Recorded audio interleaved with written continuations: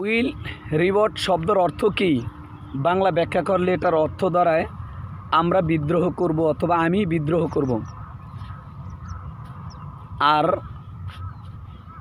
আমরা এই মুহূর্ত থেকে পশ্চিম পাকিস্তান হানাদার বাহিনীর বিপক্ষে যুদ্ধ ঘোষণা করলাম। এটার নাম হলো স্বাধীনতার ঘোষণা।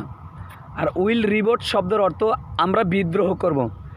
তো এখানে যে পার্থক্য অথবা ব্যবধান, এটার এই ব্যবধানটা যারা বুঝতেছে না, তারা যদি ক্ষমতায় আসে এই দেশের জনগণের সমস্যা এবং জনগণের দুঃখ কষ্ট কিভাবে বুঝবে? আপনারাই কমেন্টে বলবেন। বিএনপির ভিতরে মাথামোটা লোক বেশি এবং মূর্খ লোক বেশি। দ্বিতীয় নাম্বার সেটা হলো তাদের ভিতরে আপনার খিচুড়ি মার্কা লোক বেশি। যে খিচুড়ি কেন বললাম? তারা শুধু দান্দাবাজি, চাঁদাবাজি, লুটতারাস, দখলবাজ, জমি দখল, কোথায় কি করবে না করবে, আকাম কুকাম, এগুলার ভিতরে তাদের দেন খেয়াল সবসময় তারা মগ্ন থাকে।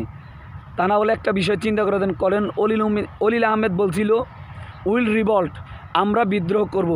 আর এই বিষয়টাকে কেন্দ্র করে শহীদ প্রেসিডেন্ট জিয়াউর রহমান সহ অলিল আহমেদ সহ বলছিল আপনি ঘোষণা দেন যে আমরা এই মুহূর্ত থেকে পাকিস্তানের বিরুদ্ধে বিদ্রোহ করব। শহীদ প্রেসিডেন্ট জিয়াউর রহমান বলছিল অলিল আহমেদের যে আপনি বলেন। উনি বলছে যে না, আপনি আমার উপর লেভেলের কর্মকর্তা, আপনি যদি এই ঘোষণাটা দেন তাহলে জনগণ ভালোভাবে নিবে, আমারটা হয়তো ওইভাবে নাও নিতে পারে। এখানে তো দোষের কিছু নাই আর অপরাধেরও কিছু নাই। মেজর জিয়াউর রহমান এটা নিয়ে ঘোষণা দিয়েছেন, এটা তো সবাই স্বীকার করে, কিয়ামত পর্যন্ত স্বীকার করবে, বাংলাদেশ যতদিন স্বীকার করবে। কিন্তু জামাতের আমিরে জামাত শুধু একটা কথা বলছিল যে চট্টগ্রামের কৃতি সন্তান সর্বপ্রথম পাকিস্তানের বিরুদ্ধে রুখে দাঁড়িয়েছিল, বলছিল উইল রিভল্ট। এই রিভল্ট শব্দের অর্থটা কি, এটা বিএনপি নেতারা আজও পার্থক্যটা, ব্যবধানটা বের করতে পারেনি। তারা এটা নিয়ে স্বাধীনতার ঘোষক নাকি অলিল আহমেদ, জিয়াউর রহমানকে বাদ দিয়ে দিছে। তারা ইতিহাস ব্যঙ্গ করছে, তারা অরিজিনালের রাজাকার, তারা যুদ্ধবীরদের বিপক্ষে। এগুলা কেন আসছে?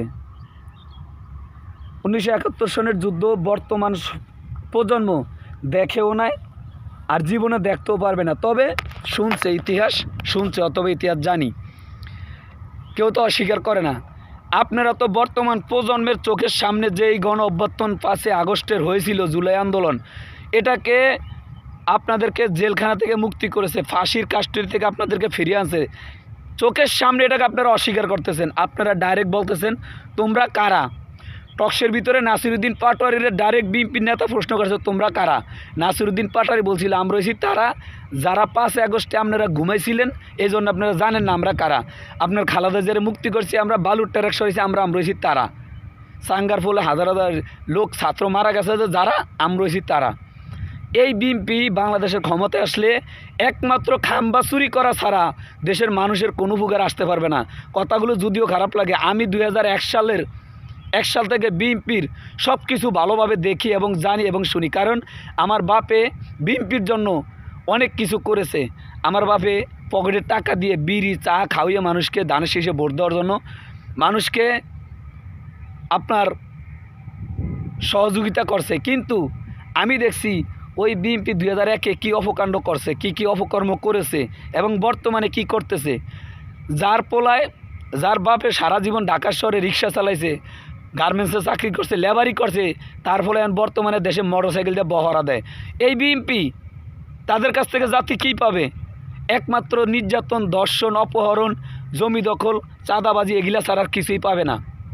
আমার সে ভালো বিএনপি সম্বন্ধে কেউ বলতে পারবো না। আমি দেখছি বিএনপি কীভাবে লুট করছে মানুষের বাড়ি। রাতের বেলা মানুষ মাথায় বোঝা সারাদিন কর্ম করে যখন চাউল ডাউল নিয়ে আসতো, রাতের বেলা বিএনপি গাছের উপর থেকে মাথার থেকে ওই সামগ্রী নিয়ে গেছে।